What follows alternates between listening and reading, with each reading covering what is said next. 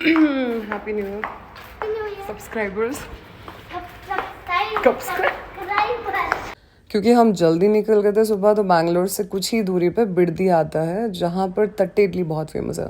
जो आप देख रहे हैं इसको तट्टे इडली बोलते हैं, वो इसलिए क्योंकि एक अकेली इडली प्लेट के साइज़ की होती है और ये इतनी सॉफ्ट होती है कि बिडदी स्पेशल ही इसी इडली के चक्कर में हो रखा है। ज़्यादातर लोग वहाँ पे सिर्फ ये तट्टे इडली खाने जाते हैं। इसको चटनी और बटर के साथ सर्व करते हैं, मैं जो कि बटर आपको इडली के ऊपर लगाना होता है। एज यू कैन सी ये इतनी सॉफ्ट होती है कि मुंह में डालते ही बस घुल जाती है। Taste was really good. मैंने भी खाया एंड आई लाइक्ड इट। एक से मेरा पेट नहीं भरा तो मैंने फिर से थोड़े से पुलाव और चित्रान्ना ऑर्डर किया। ये खाने के बाद हम निकल गए। सो फाइनली 2-3 घंटे की जर्नी के बाद हम डेस्टिनेशन पे पहुंच गए। इस जगह का नाम नंजुंडेश्वरा टेम्पल है, जो कि शिव भगवान का टेम्पल माना जाता है। दरअसल ये मंदिर काफ़ी पुराना बताया जाता है।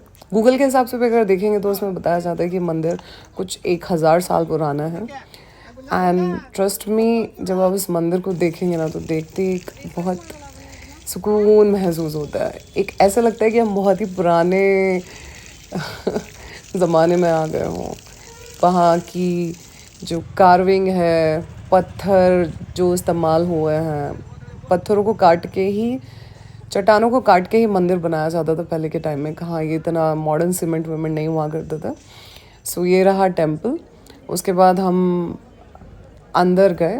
वहाँ पे 2 टाइप का एंट्री था। अगर आप 100 रुपये की टिकट लेंगे तो थोड़ा सा जल्दी पहुँच जाएंगे। फ्री में अगर दर्शन लेने हैं तो लॉन्ग। सो हमने 100 रुपये की टिकट प्रेफर की। तो ये रहा मंदिर का एंट्रेंस। जैसे कि आप देख रहे होंगे, ये जो पत्थर है ना, इसमें कार्विंग हो रखा है, मतलब नक्काशी बोलते हैं ना, वो जो किया है वो सारा हैंडमेड ही है। और ये पत्थर अभी के नहीं है, सच में हज़ारों साल पुरानी है। उनको देख के ही पता चल जाता है। तो जैसे ही हम मंदिर में अंदर गए, अंदर घुसते ही लेफ्ट साइड में गणेश जी की मूर्ति थी। राइट साइड में कोई भगवान थे जो मुझे पता नहीं चला उनका नाम क्या था, क्योंकि साउथ में भगवानों के नाम थोड़े से अलग होते हैं, जो कि मुझे I was not very much aware of. And सामने जो आप देख रहे हैं, मंदिर में ऊपर 5 कलश रखे हुए हैं और सींग बने हुए हैं। तो ये नंदी जी के आकार में बनाया गया है। जो पेंटिंग हो रखा है ऊपर, ये तो खैर फिलहाल उन्होंने अभी किया होगा, बट जो जो खम्भे हैं ये सारे हज़ारों साल पुराने ही हैं। हज़ारों मतलब 1000 साल पुराना तो माना जाता है आर्कियोलॉजी के हिसाब से। लोग जो उन्होंने खुद ही बताया कि कुछ नहीं तो कम से कम 1000 साल पुराना होगा। तो उसके बाद मैंने खुद की सेल्फी ली, वो कैसे भूल जाऊँ।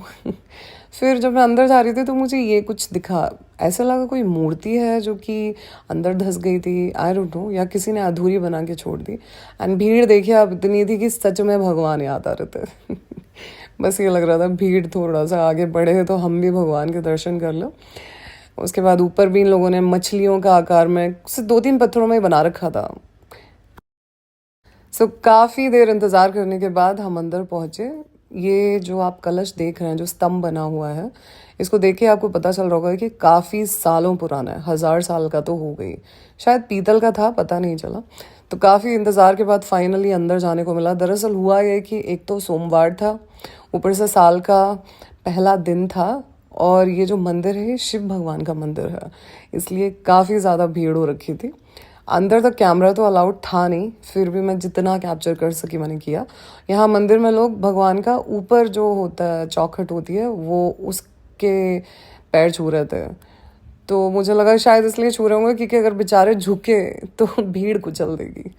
सो एनीवेज हम भी सेम फॉलो करके अंदर गए और मंदिर के दर्शन करने के बाद बाहर का ये एरिया है वहाँ बैठे। तो मेन मंदिर की तो वीडियो नहीं ले पाए। उसके बाद बाहर भी काफ़ी मंदिर बने हुए थे, वहाँ पे हमने परिक्रमा लगाई, प्रसाद वगैरह लिया। एंड वहाँ भी कैमरा अलाउड नहीं था, पर फ़ोन मेरी बेटी के हाथ में था जो कि बहुत छोटी है, तो किसी को दिखा नहीं कि उसके हाथ में फ़ोन है। वहाँ पर हम लोगों ने दर्शन करने के बाद एक जगह और गए जहाँ पे हकीम नंजुंड करके शिवलिंग है। बताया जाता है कि ये शिवलिंग टीपू सुल्तान ने स्थापित करवाई थी। एंड ये दरवाज़ा इसलिए लॉक कर रखा था क्योंकि बोला जाता है भगवान के कपड़े वहाँ रखे जाते हैं, जो कि सच में होता है। उसके बाद जब मैं बाहर आई तो ये बड़े से नंदी जी बने थे, और फिर मैं अपनी सेल्फी वीडियो लेना कैसे भूल जाऊँ। थोड़ी सी मैंने वो ली, क्योंकि पता नहीं क्यों आई लाइक डूइंग दैट। उसके बाद बाहर आने के बाद मैं और जो मेरी फ्रेंड थे, हम लोगों सो फाइनल दर्शन करने के बाद जब हम बाहर है तो हमने थोड़ा सा फ़ोटो शूट किया। वो कैसे भूल सकती हूँ मैं उसके लिए तो मैं फेमस हूँ मुझे I just love clicking photos, capturing memories. And बाहर कुछ लोग बैठी थी, कुछ औरतें बैठी थी जिन्होंने कुछ छोटे से मटके में कोयला डाल के आग जला रखी थी, जिसमें आप देख रहे हैं धुआं निकल रहा है। और हमें हाथ में कुछ तो हवन सामग्री जैसा दिया और बोला भगवान की तरफ मुंह करके उनको प्रणाम करके आप इसे आग में डाल दीजिए। और मैं चप्पल पहन के ही खड़ी थी तो उन्होंने बोला चप्पल उतारनी है। माई मिस्टेक, चप्पल उतारी। जैसे उन्होंने बोला भगवान की तरफ मुंह करके प्रेयर किया कि हमारे ऊपर जो भी बुरी नज़र हो वो सब इसमें जल के भस्म हो जाए। मैंने भी किया, मेरी बेटी से भी करवाया। मुझे नहीं पता how true it is but चलो उनका भला तो हो गया। सो मैंने ये कर लिया। सो नंजुंडेश्वरा टेम्पल की थोड़ी ही दूरी पर परशुराम जी का मंदिर है। बोला जाता है कि अगर आपने यहाँ दर्शन नहीं किए तो आपके वो दर्शन भी पूरे नहीं माने जाते हैं। आधा किलो की दूरी पर ही है। तो वहाँ के दर्शन ख़त्म करने के बाद हम लोग परशुराम जी के मंदिर में आए, जो कि आप देख रहे हैं परशुराम जी का मंदिर है। और यहाँ आते मैंने देखा कि प्रसाद अगरबत्ती तो हर कोई बेचता है मंदिर के बाहर, बट यहाँ कुछ मैंने यूनिक देखा कि लोग गुड़ के ऊपर नमक रख के बेच रहे थे। जो आप देख रहे होंगे चौकोर चौकोर गुड़ की डेले के ऊपर नमक रखा हुआ है, खड़ा नमक, जो कि समुद्री नमक बोला जाता है। तो I was bit curious to know कि इसका क्या ही लॉजिक हो सकता है। Like why are they selling, ये हमारे खाने के लिए है या भगवान को प्रसाद में पसंद है। ये जो दादी थी वो बेच रही थी वही चीज़ थी। तो एनीवेज पहले मैंने सोचा अंदर मंदिर में जाके पता कर लेते हैं कि क्या है, क्योंकि हम में से किसी को इसके बारे में नॉलेज ही नहीं था। सोचा पुजारी जी से पूछेंगे कि इसका क्या करना है, मंदिर में चढ़ाना है या क्या। तो मंदिर के ठीक सामने छोटी सी नदी बह रही थी जिसमें पानी ज़्यादा नहीं था और वो जो गुड़ की ढेलियाँ थी वो सब इसमें पड़ी हुई थी। तो इसके साथ ये रहा मंदिर परशुराम जी का। ये जगह इतनी प्यारी थी ना, अंदर जाते ही परिक्रमा वगैरह लगाई। एंड यहाँ जब पंडित जी से पता किया ये गुड़ और नमक का क्या है, तो उन्होंने बताया कि आप वो लेके आ सकते हैं और भगवान के सामने आपके मन में जो भी इच्छा है उनको बस आंखें बंद करके यही बोलें कि जिस तरीके से ये गुड़ और नमक पानी में घुल जाएगा उसी तरीके से हमारे जो दुख हैं वो भी हमारे जीवन से घुल के गायब हो जाए और गुड़ की मिठास आए हमारे जीवन में या हमारे रिश्तों में। तो मुझे लॉजिक समझ में आया, मैं भी गुड़ लेके आई। एंड उसको गुड़ के ऊपर जो नमक था ना वो पिसा हुआ नमक नहीं था, समुद्री नमक होता है ना, जो प्योर फॉर्म ऑफ सॉल्ट बोला जाता है, वो था। वो लेके आने के बाद मुझे नहीं पता था कि पानी के अंदर उतर के डालना होता है।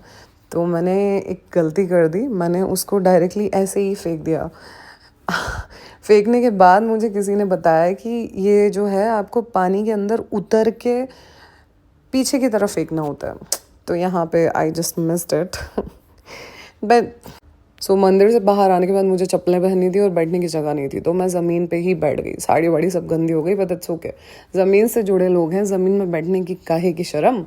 उसके बाद मैंने सोचा अब गुड़ तो मुझे पानी में उतर के डालना था, जो कि मैं नहीं डाल पाई क्योंकि मुझे नॉलेज नहीं था।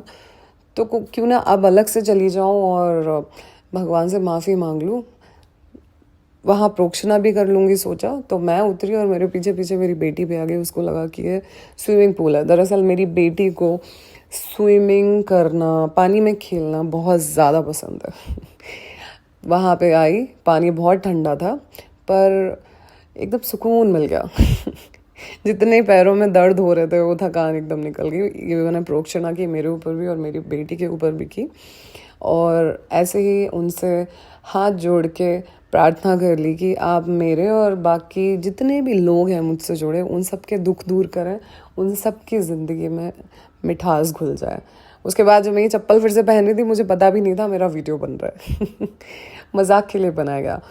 सो गाइज़, ऐसे हमने अपना नया साल शुरुआत किया और यहाँ पे हमारी जो मंदिरों की भागदौड़ थी वो हुई ख़त्म, दर्शन हुए ख़त्म।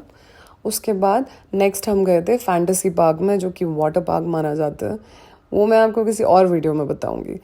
तो अभी के लिए इतना ही, बाय।